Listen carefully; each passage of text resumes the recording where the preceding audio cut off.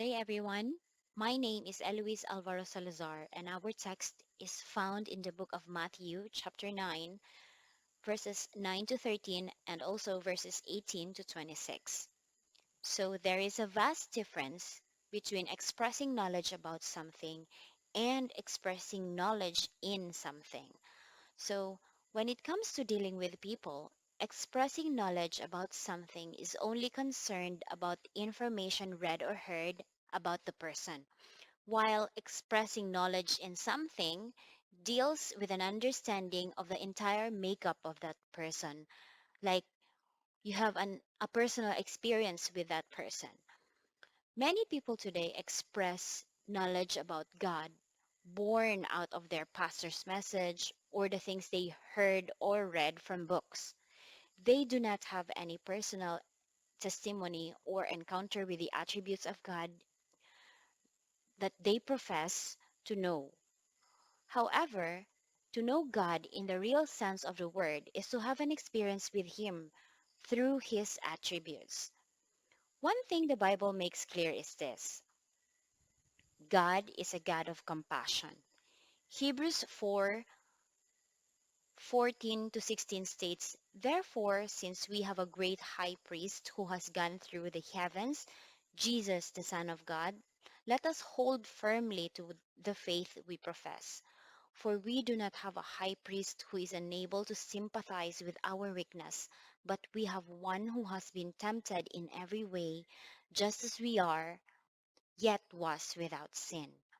Let us then approach the throne of grace with confidence so that we may receive mercy and find grace to help us in our time of need." In His compassion, we find three basic attributes that merge into each other, thus forming a rope of intertwined strands. It's love, mercy, and grace. So, how do they work? Psalms 113:7 to 8 says, "God lifts the poor from the dirt and the hungry from the garbage dump and sets them among princes."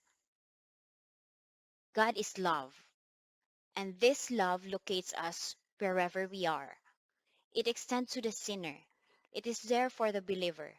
His love watches over us to ensure we do not fall into danger. However, if we do fall into any danger, God's mercy is always around in times of need to lift us up. God's mercy is demonstrated when we are at our weakest point, thus places of sickness, poverty, darkness, failures, and sin. While His love locates us in the water, struggling and gasping for air, it is His mercy that picks us out of the water and sets us to shore. But His love does not allow Him to stop there.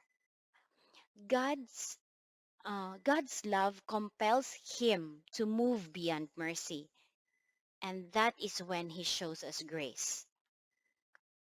Grace is undeserved favor.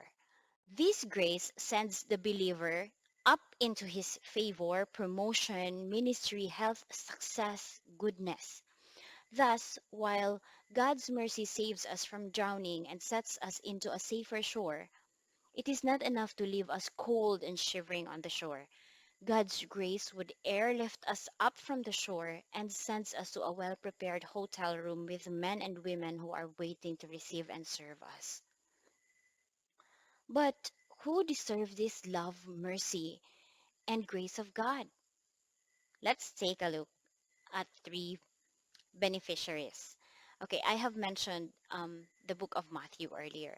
So the first one is Matthew, the tax collector, found in Matthew 9, verse 9 to 13. This man, Matthew, is a tax collector working for the Roman government. As it was the order of the day, he taxed people many times higher than the amount he would account for and kept the rest for himself. He was therefore a public enemy as far as the Jews were concerned. Such a person in the eyes of the people was never qualified for any act of compassion, yet mercy found him. Christ saw Matthew through the eyes of mercy, not as the world saw him in his current state, but as he could become. Matthew received forgiveness, fellowship, favor, and promotion. He, however, lost some aspects of his past in order to occupy the new place that God has set him on. He lost his comfortable security, but he gained divine favor.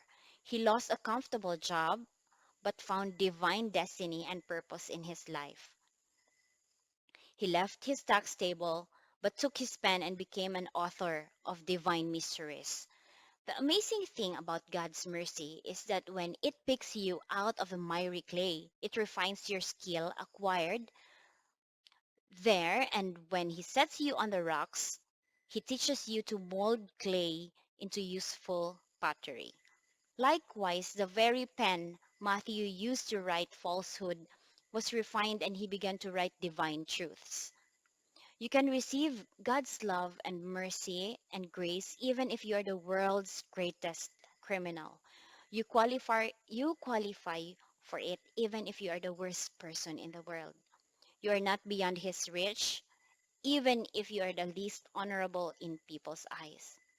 The next one is Jairus. He is a leader who lost his daughter, which is mentioned in Matthew chapter 9, verse 18 to 19 and 23 to 26. This was a rabbi of the local synagogue, Jairus. This group of people did not believe in Christ as the Messiah. However, he had heard and probably even seen the miracles of Jesus at that time.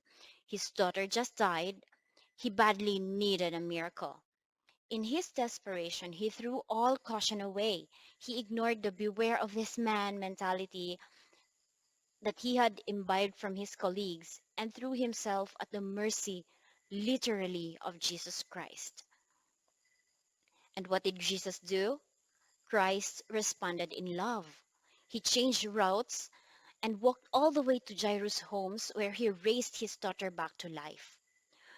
Though we didn't hear of Jairus again as far as his daughter's resurrection was concerned, we can be sure that the love of Christ extended to him in his moment of darkness changed his life and perception of Jesus Christ forever. You can receive God's love and mercy and grace even if your motivation for coming to Christ was all wrong.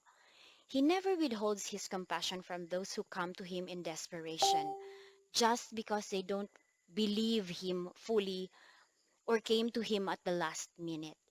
But in their despair, God's love draws them and keeps them. Even those who come to him as a last resort are assured of an unfailing love. And lastly, the bleeding woman who touched Jesus' gown. It is found in Matthew chapter 9, verse 20 to 22. This woman has spent fortunes on doctors and treatments but was still bleeding.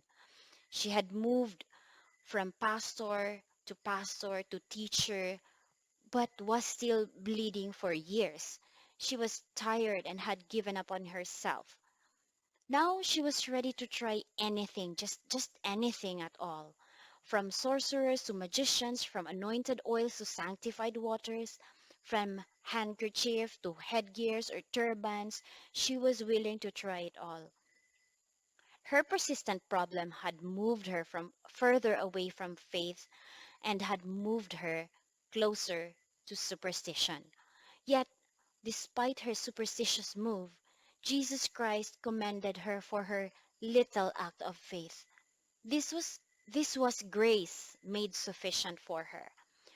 You can receive God's love, mercy, and grace even if your faith is little. He extends compassion to you even if you started off at the wrong side of faith. He saves not because we have the right start, no, but simply because of grace abounding unto us. In conclusion, the message is very simple. No one is above or over, beyond the reach of, or not qualified to receive love, mercy, and grace from God. We all need redemption from one situation or the other, and we need favor or an upliftment into a better place than we currently find ourselves. The rich need it, the poor need it, the old need it, and so do the young. The sick are in need of it very much, and even the healthy cannot be denied. The man needs it, the woman also needs it, the student needs it, the professionals needs it. The believer needs it, and unbeliever more especially needs it too. The married needs it, likewise the single. May it be your prayer, yes, you, that you shall remain and thrive continuously in His love, mercy, and grace all the days of your life.